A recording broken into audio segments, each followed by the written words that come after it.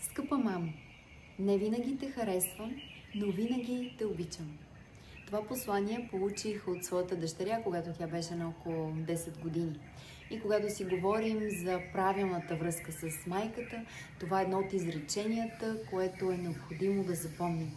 Защото е важно да знаем, че не е необходимо винаги да харесваме своята майка и всичко това, което тя прави. Но на дълбок план в сърцето си ние сме свързани и тази любов ни движи. Също така, изключително важно да се съгласим, че ние няма как да променим своята майка и не искаме да я променяме. Ако вие все още искате да променяте своята майка, това е сигурен признак, че не сте пораснали и не сте на правилно място спрямо своята майка. А тогава, когато не сте на правилно място спрямо своята майка, животът се случва много по-трудно.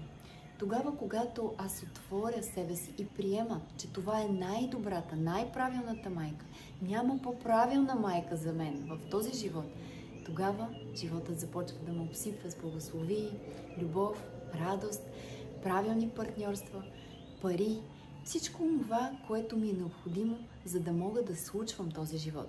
Защото вие сте получили този живот, за да проявите вашата дарма, вашия път. Вие сте тук с някаква цел. Вие не сте просто тук за малко, за да случите някакви повърхностни неща. Вие имате мисия и вашата мисия може да бъде реализирана много лесно тогава, когато просто приемете своята майка.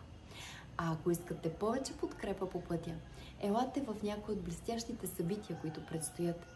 В събитието Тантра за жени, 4 елемента, модул Земя, работим изключително с майката, тялото, радостта от живота. Ако искате да получите повече информация, посетете моя сайт adelinayogaart.com.